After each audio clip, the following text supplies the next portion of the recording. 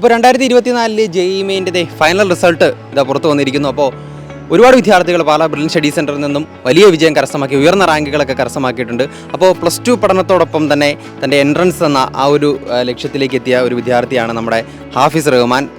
+2 പഠനത്തോടൊപ്പമായിരുന്നു അദ്ദേഹത്തിൻ്റെ entrance coaching. അപ്പം ഹാഫിസ് അപ്പോൾ എനിക്കൊപ്പം ഉണ്ട്. അപ്പോൾ നമുക്ക് ആ വിശേഷങ്ങളും കാര്യങ്ങളൊക്കെ ചോദിച്ചറിയാം.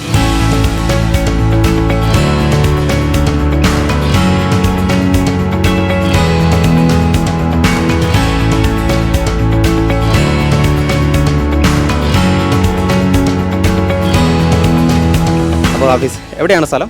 മലപ്പുറം അല്ലേ?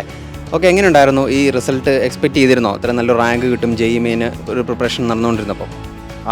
അത് വെച്ച് ആ ഗോൾ വെച്ച് തന്നെയാണ് ഇത്രയും കാലം പ്രിപ്പയർ ചെയ്തതല്ലേ? ഓക്കെ, അപ്പോൾ വീട്ടിൽ ആരൊക്കെയാണുള്ളത് ഹാഫിസിന്? വീട്ടിൽ മദറുണ്ട്, ഫാദറുണ്ട്, 3 സിസ്റ്റേഴ്സ് ഉണ്ട്, ഒരു ബ്രദറും. അവരൊക്കെ എന്ത് ചെയ്യുന്നത്? എൽഡർ 3 സിസ്റ്റേഴ്സ് എന്ന് വെച്ചാൽ 2 കോളേജ് എഡ്യൂക്കേഷൻ കഴിഞ്ഞു, ഇപ്പോൾ 1 കോളേജ് എഡ്യൂക്കേഷൻ ചെയ്തുകൊണ്ടിരിക്കുക, പിന്നെ ഒരു യങ്ങർ ബ്രദർ.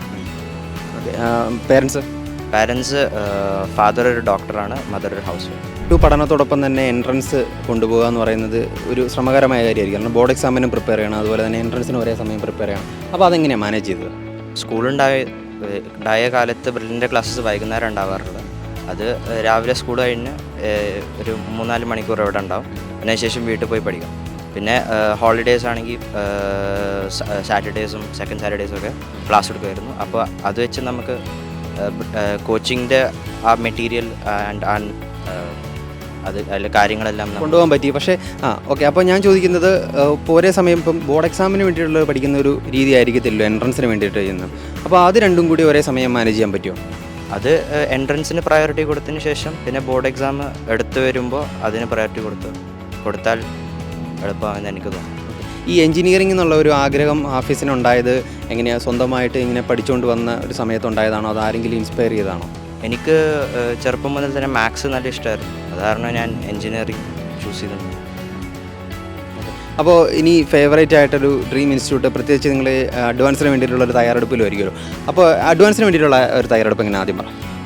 നന്നായി പോകുന്നു. ഇപ്പോൾ ബ്രില്യൻ്റ് മോഡൽ എക്സാംസ് ഉണ്ട്, പിന്നെ മെറ്റീരിയൽ തന്നിട്ടുണ്ട്, അതെല്ലാം സോൾവ് ചെയ്തിട്ടുണ്ട്. പിന്നെ ഷോർട്ട് നോട്ട്സും എല്ലാ ടൈപ്പ് നോട്ട്സും നമ്മളിപ്പോൾ റിവൈസ് ചെയ്തുകൊണ്ടിരിക്കും.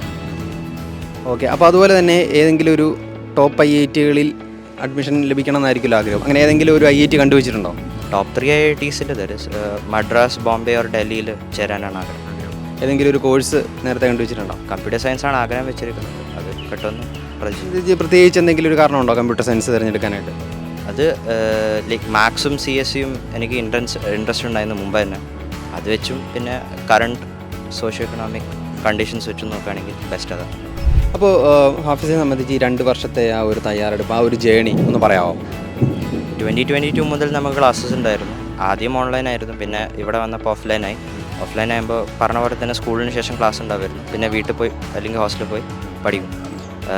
അത് പിന്നെ യൂണിറ്റ് എക്സാംസ് ഉണ്ടാവുമായിരുന്നു ആദ്യം, പിന്നെ യൂണിറ്റ് ചാപ്റ്റേഴ്സ് എല്ലാം ക്ലബ് ചെയ്തതിന് ശേഷം മോഡൽ എക്സാംസ് ഉണ്ടാവുമായിരുന്നു. പിന്നെ അങ്ങനെ 11th 12th അങ്ങനെ പോയി. അതിൻ്റെ ഇടയിൽ സ്കോളർഷിപ്പ് എക്സാംസ് ഒക്കെ വന്നു, സ്കോളർഷിപ്പ് എക്സാംസ് നടത്തായിരുന്നു.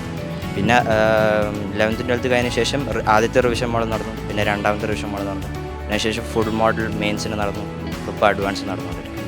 അങ്ങനെ വേറെ എക്സാംസിന് ക്യുസാറ്റും കീമും പോലെയുള്ള ഫെസിലിറ്റീസ് പറയുകയാണെങ്കിൽ ലേണിംഗ് ആപ്പ് ഉണ്ട്, പിന്നെ ക്ലാസ്സസ് തന്നെ ഡൗട്ട് ക്ലിയറൻസ് സെഷൻ നടത്തുമായിരുന്നു.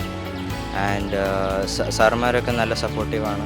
നമ്മൾ ഡൗട്ട് വെച്ചാലൊക്കെ അവർ ലൈക്ക് വാട്സാപ്പിൽ പറഞ്ഞാൽ അവർ റെസ്പോണ്ട് ചെയ്യുന്നതാണ്. ലേണിംഗ് ആപ്പിൻ്റെ ഒക്കെ ഒരു യൂസ് എങ്ങനെ ഉണ്ടായിരുന്നു? ലേണിംഗ് ആപ്പ് ഞാൻ മെയിൻലി ഉപയോഗിച്ചിരുന്നത് മോഡൽ എക്സാംസ് എഴുതാൻ വേണ്ടിയായിരുന്നു, മെയിൻസിൻ്റെ സമയത്തൊക്കെ ആയപ്പോൾ. പിന്നെ അതിൽ ക്ലാസ്സസ് ഉണ്ട്, പിന്നെ യൂണിറ്റ് വൈസ് എക്സാംസ് ഉണ്ട്, അതെല്ലാം നമുക്ക് നല്ല യൂസ്ഫുൾ ആയിരുന്നു.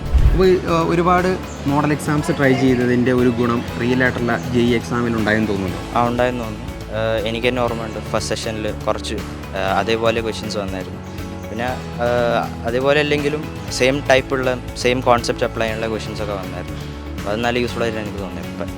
ബ്രില്യൻ്റ് നടത്തിയ പരീക്ഷ ചെയ്തിട്ടുണ്ടല്ലേ?